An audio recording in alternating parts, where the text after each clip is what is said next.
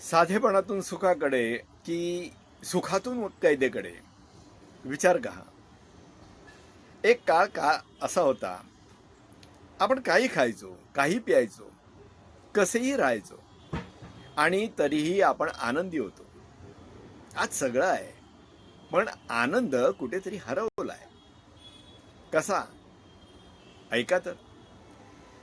आपल्या आयुष्यात एक विचित्र बदल झाला आहे. पूर्वी आपल्याला सुविधा नव्हत्या, पण स्वातंत्र्य होतं. आज आपल्याकडे सुविधा आहेत, पण आपण कैदेत आहोत. लहानपणी गटारात बॉल पडला तरी आपण अगदी हात घालून काढायचो. त्याच हाताने कधी वडापाव देखील खायचो.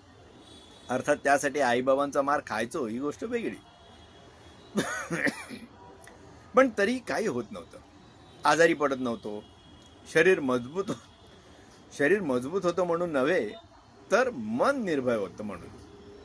पण आज मिनरल वॉटर शिवाय पाणी पित नाही, सॅनिटायझर शिवाय कोणत्याही गोष्टीला हात लावत नाही, आणि तरीही भीती संपत नाही. आपलं शरीर कमकुवत झालंय, आपलं मन भीतीनं भरलंय की आपण माजलोय. पूर्वी आईच्या हातचं साधं जेवण, भाकरी भाजी वरण भात, त्यात प्रेम होतं, समाधान होतं. आणि आज ऑलिव्ह ऑइल आणि डाएट फूड, इम्पोर्टेड आयटम्स, महागड्या पंचतारांकित हॉटेलमध्ये जेवण, पण समाधान शून्य. आपण खाणं बदललं नाही, आपण खाण्यामागचं कारण बदललं. आता आपण भुकेसाठी खात नाही, आपण इम्प्रेशनसाठी खातो. आपल्याला काही होईल याची भीती नव्हती, कारण आपल्याला काही गमवायचं नव्हतं. आज आपल्याकडे सगळं आहे, म्हणूनच आपल्याला सगळं गमावण्याची भीती आहे. पूर्वी कपडे साधे होते, पण चेहऱ्यावर आत्मविश्वास असायचा. आज आज कपडे ब्रँडेड आहेत, पण आपण स्वतःला विचारतो, हे कपडे तर घातले तरी लोक काय म्हणतील. आता आपण कपडे घालत नाही, आपण लोकांच्या नजरेत स्वतःला विकतो.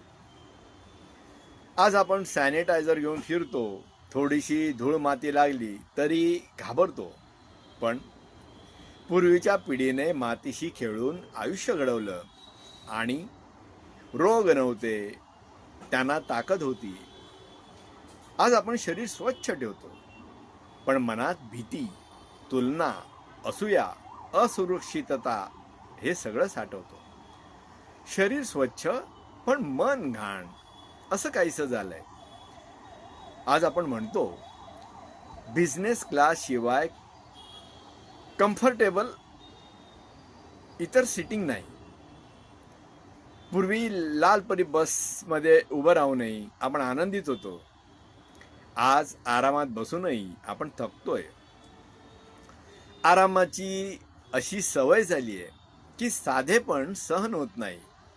ही सुविधा आहे की गुलामी. आजकाल आपल्याला मित्र नातलगही दर्जेदार, स्टँडर्ड, उच्च स्टेटस असणारे लागतात. गरीब, छोटी नोकरी असलेले, दर्जेदार कपडे नसलेले, छोट्या घरात राहणारे आपल्याला चालत नाहीत.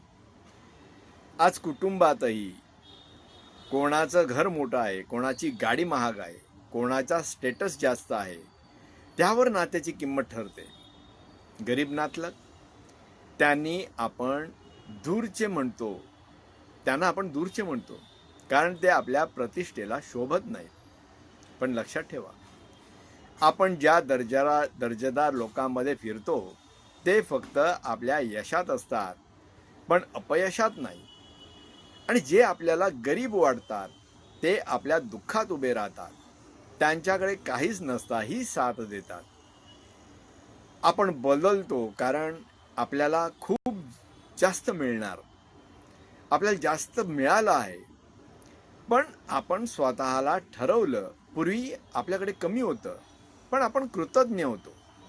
आज आपल्याकडे खूप आहे, पण आपण तक्रारींनी भरलेलो आहोत. पूर्वी आपण लोकांना मनाने मोजायचो, आज आपण लोकांना पैशाने मोजतो. आपण मोठे झालो, शहाणे झालो, पण निर्भय राहिलो नाही, आनंदी राहिलो नाही, खरे राहिलो नाही. सांगा बरं, आपण काय गमावलं? आपण साधेपणा गमावला, नात्याची ऊब गमावली, स्वतःवरचा विश्वास गमावला आणि बदल्यात काय मिळवलं? स्टेटस, दिखावा आणि कायमची असमाधानी भावना. पण खरं सुख कुठे आहे? सुख आहे साध्या पाण्यात, आईच्या जेवणात, मित्रांसोबत हसण्यात आणि स्वतःला आहे तसं स्वीकारण्यात. सुख कधीच महाग नव्हतं हो. आपल्याला ते महाग आपणच बनवलं. कधी कधी साधंही आयुष्य जगा. मिनरल वॉटर नाही, पण साधं पाणी अगदी निर्भयपणे प्या. ब्रँड्स ह्याला मर्यादित महत्त्व द्या. भीती कमी करा, प्रतिकारशक्ती वाढवा. लोक काय म्हणतील ह्यापेक्षा स्वतःला काय वाटतं ते ऐका. नात्यांची किंमत पैशाने नाही, भावनेने करा. मित्र निवडताना तो काय आहे किंवा किती कमवतोय, तो कसा आहे हा विचार करा. आणि कधीतरी त्या गरीब नातलगांना फोन करा. कदाचित ते अजूनही तुमची मनापासून वाट पाहत असतील. आपण परत त्या बालपणात जाऊ शकत नाही, पण त्या मनस्थितीत नक्कीच जाऊ शकतो. सुख सुविधांमध्ये नाही आहे, सुख साधेपणामध्ये आहे. हे जाणून घ्या आणि योग्य वेळे सांभाळा. शहाणे व्हा.